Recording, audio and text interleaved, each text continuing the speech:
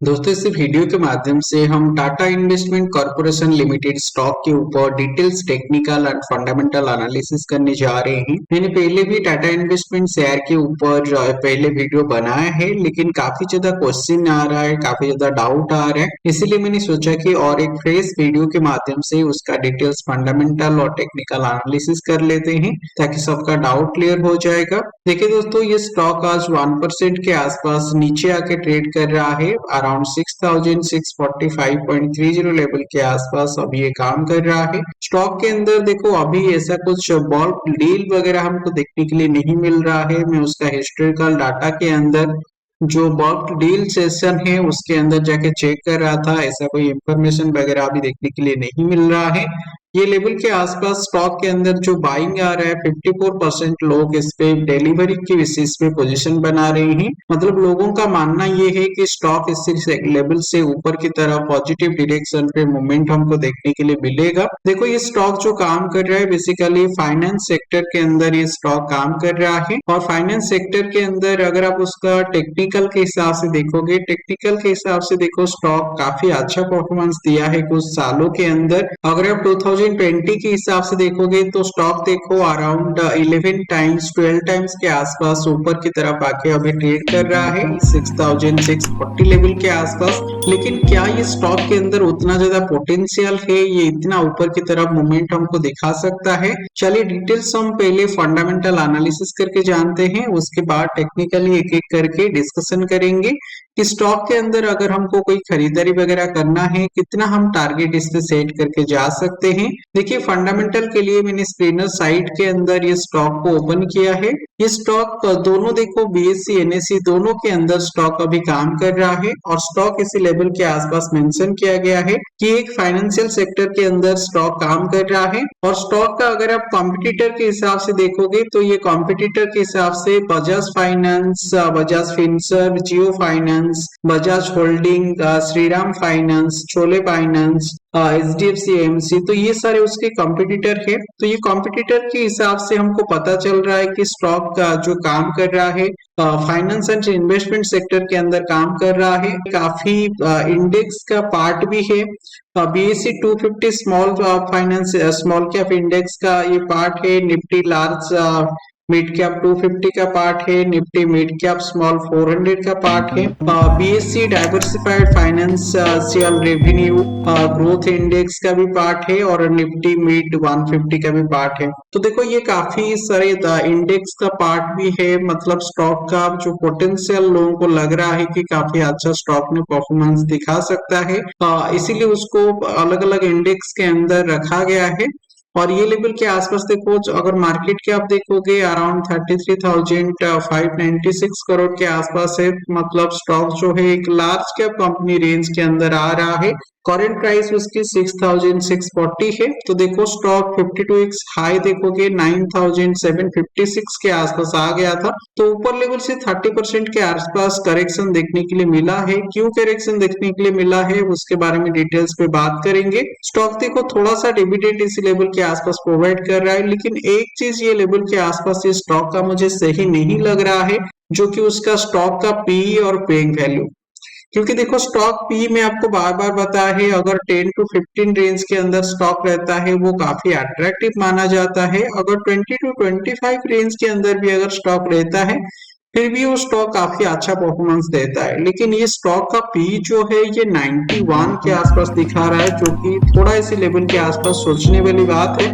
क्योंकि 91 के आसपास उतना बड़ा रिटर्न देना ईयरली ये पॉसिबल नहीं होता है जनरली। और अगर आप पेग रेशियो के हिसाब से देखोगे 3.88 पेग रेशियो है। जनरली 0 to 1 रेंज के अंदर जो पेग रेशियो रहता है वो फंडामेंटली काफी अच्छा माना जाता है। 1 से 2 रेंज के अंदर जो पेग रेशियो रहता है वो फंडामेंटली ओके की कंपनी होते हैं। लेकिन अगर 2 से अगर ज्यादा हो जाता है या अगर नेगेटिव पेग रेशियो वाली कंपनी बन जाता है तो ये बेसिकली उतना सही रिटर्न नहीं दे पाते हैं, इसीलिए ये थोड़ा कंसर्न की बात है। और ये लेवल के आसपास देखो प्रमोटर होल्डिंग ठीक ठाक इसी लेवल के आसपास है। 50% से ज्यादा प्रमोटर होल्डिंग हमको देखने के लिए मिल रहा है।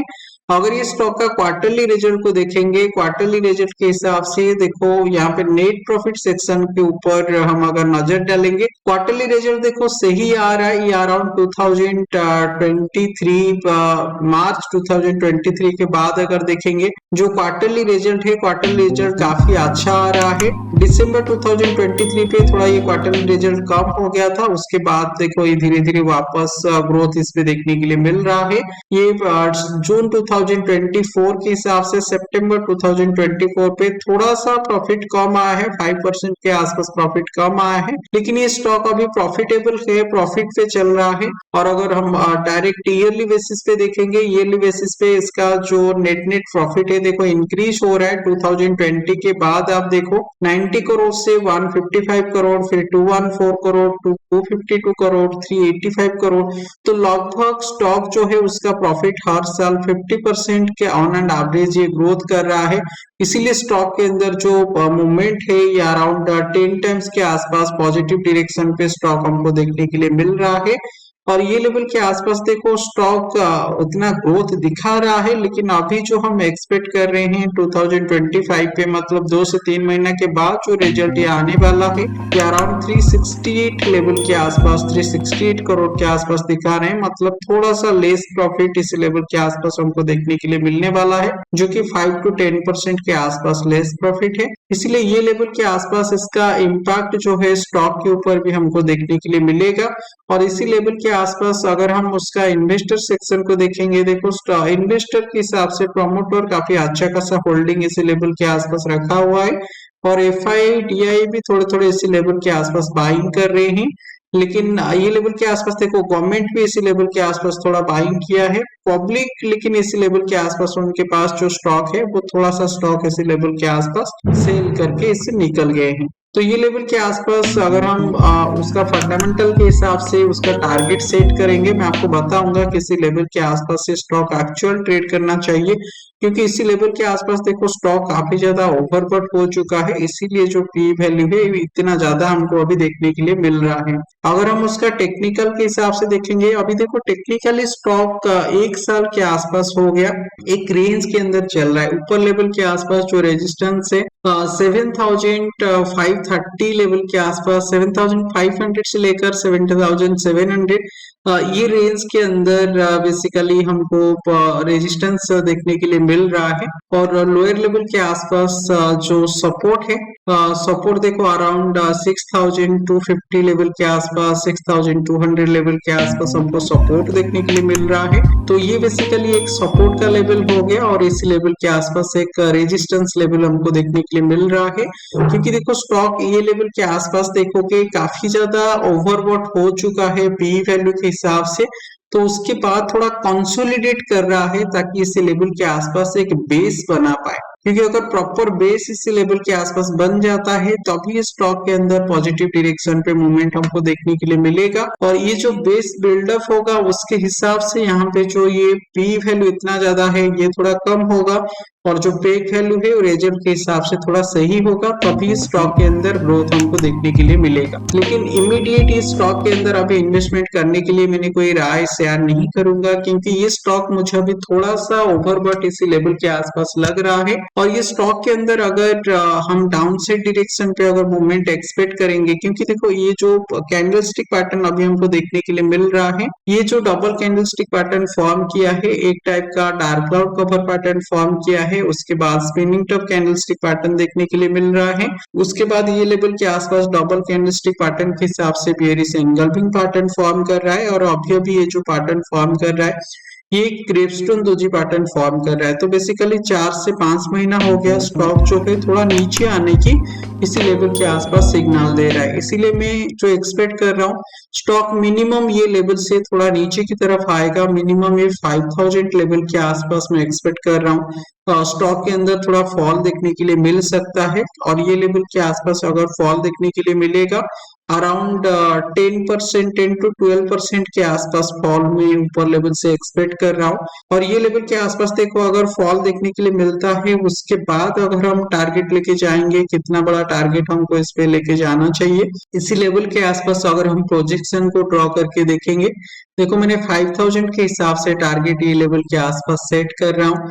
अभी देखो 5000 के हिसाब से अगर हम इस पे एंट्री करेंगे, मिनिमम हमारा जो टारगेट होगा 10,000 लेवल के आसपास हम इस पे टारगेट लेके जाएंगे। और ये जो टारगेट है ये बेसिकली 2 से 3 साल का टारगेट हमको इस पे लेके जाना है। लेकिन अभी के लिए इस स्टॉक के अंदर थोड़ा फॉल हमको देखने के लिए मिलना चाहिए। जनरली अगर ये स्टॉक 5000 लेवल के आसपास आके 2 से 3 हफ्ता अगर सस्टेन करेगा तो अभी इस पे पॉजिटिव डायरेक्शन पे मूव देखने के लिए मिलेगा। लेकिन अगर ये 5000 लेवल से नीचे की तरफ आ जाता है तो फिर ये 3580, मतलब लगभग आप 3900, 4000 लेवल के आसपास फिर एक्सपेक्ट करोगे कि स्टॉक नीचे की तरफ आ जाएगा। ये देखो मैंने टेक्निकल के हिसाब से स्टॉक के अंदर अभी कैसे मूवमेंट आ सकता है वो आपके साथ शेयर किया। अगर आप फंडामेंटल के हिसाब से देखोगे, फंडामेंटल के हिसाब से देखो स्टॉक अभी ट्रेड कर रहा है अराउंड 6640 लेवल के आसपास। लेकिन फंडामेंटल का जो पी है, जो पेग वैल्यू है 3.88 है, तो देखो फंडामेंटल के हिसाब से इस पे तो सिग्नल मिल रहा है कि 1700 रुपीज के आसपास स्टॉक के अंदर हमको फॉल देखने के लिए मिल सकता है। तो अभी मैंने इमीडिएट उतना नीचे तक इस पे टारगेट लेके नहीं जाऊंगा। जनरली 5000 लेवल के आसपास हमको सपोर्ट मिलना चाहिए। दोस्तों इस स्टॉक के अंदर कोई भी पोजीशन वगैरह बनाने से पहले आप आपके फाइनेंशियल एडवाइजर के साथ बात कर लीजिएगा। अगर आपको वीडियो के माध्यम से कुछ सीखने के लिए मिल रहा है दोस्तों, वीडियो को लाइक करके सबके साथ शेयर जरूर करना। अगर आप हमको सपोर्ट करना चाहते हो, हमारा चैनल मेंबरशिप महीना का 159 रुपीज है, तो आप उसको ज्वाइन कर सकते हो।